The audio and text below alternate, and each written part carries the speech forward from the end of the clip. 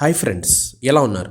ఈరోజు మనం రష్యాలో క్రాకస్ సిటీ హాల్పై జరిగిన టెర్రరిస్ట్ అటాక్ గురించి, అసలు ఆ రోజు అక్కడ ఏం జరిగింది అన్న విషయం తెలుసుకోబోతున్నాం. క్రాకస్ సిటీ హాల్ మాస్కో అవుట్స్కట్స్లో ఉండే హాల్. ఇందులో మ్యూజిక్ కన్సర్ట్ని రాక్ గ్రూప్ పిక్నిక్ వారు ఏర్పాటు చేశారు. కన్సర్ట్ ఇంకా కొద్దిసేపట్లో స్టార్ట్ అవుతుంది అనగా అక్కడ నలుగురు ఉగ్రవాదులు మిలిటరీ డ్రెస్ ధరించి లోనికి చొరబడి అందరిపై కాల్పులు జరిపారు. మొదట ఆ హడావుడిలో ఏదో క్రాకర్స్ సౌండ్ ఏమో అని అనుకున్నారు.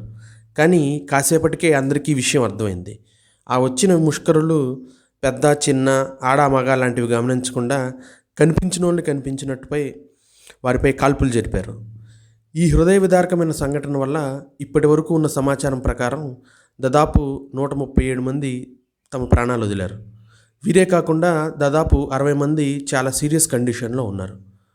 ఉగ్రవాదులు కాల్పులు జరపడమే కాకుండా అక్కడ ఉన్న కన్సర్ట్ హాల్కి నిప్పు పెట్టారు.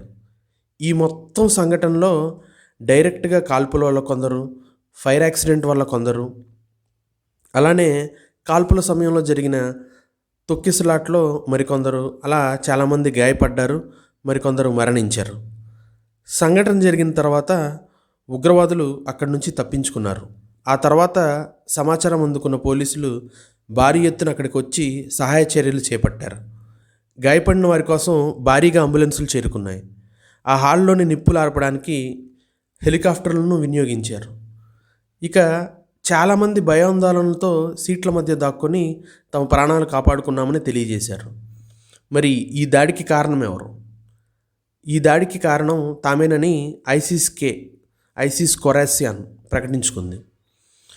రష్యా నేషనల్ గార్డ్స్ టెర్రరిస్ట్స్ కోసం గాలింపు చర్యలు చేపట్టి ఈ 4 టెర్రరిస్టులని అరెస్ట్ చేశారు. అసలు ఐసిస్-కే అనే సంస్థ ఏమిటి? ఎందుకు వారు రష్యాని టార్గెట్ చేశారు?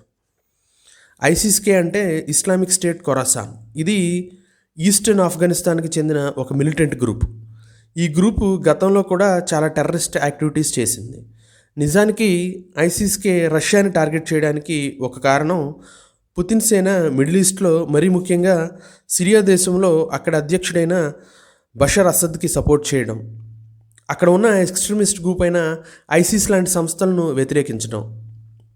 దీంతో వారు రష్యాని టార్గెట్ చేసి ఉంటుందని జియోపొలిటికల్ ఎక్స్పర్ట్స్ తెలియజేశారు.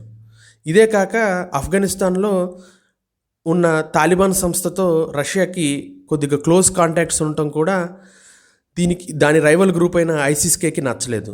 సో ఈ కారణాల వల్ల బహుశా రష్యాని టార్గెట్ చేసి ఉంటారని జియోపొలిటికల్ ఎక్స్పర్ట్స్ అనలైజ్ చేశారు. నిజానికి రష్యాలో ఉగ్రదాడి జరిగే అవకాశం ఉందని అమెరికా ముందుగానే హెచ్చరించింది. కానీ రష్యా ఈ ఉగ్రదాడిని నిర్వహించలేకపోయింది. ఈ సంఘటనపై రష్యా అధ్యక్షుడు పుతిన్ గారు మాట్లాడుతూ ఈ సంఘటనపై తీవ్ర దిగ్భ్రాంతి వ్యక్తం చేశారు. ఇది చాలా అమానవీయ ఘటనగా ఆయన అభివర్ణించారు. ఈ దాడి వెనుక ఎవరున్నా ఉపేక్షించేది లేదని ఆయన పేర్కొన్నారు.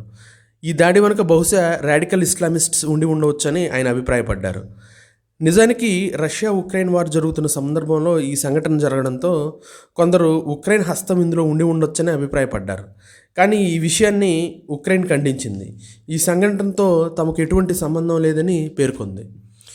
ఇక దాడి చేసి తప్పించుకున్న 4 ఉగ్రవాదులను రష్యా ప్రభుత్వం అరెస్ట్ చేసింది. వారిని కోర్టులో హాజరుపరిచింది. ఆ ఉగ్రవాదుల్ని ఆల్రెడీ రష్యన్ అథారిటీస్ గట్టిగా ఇంటరాగేట్ చేసినట్లున్నారు. వారి ముఖాలన్నీ కమిలిపోయి ఫేసెస్ అంతా బ్రూజెస్తో ఉన్నాయి. ఇందులో ఒకరు వీల్ చైర్కి పరిమితమయ్యారు.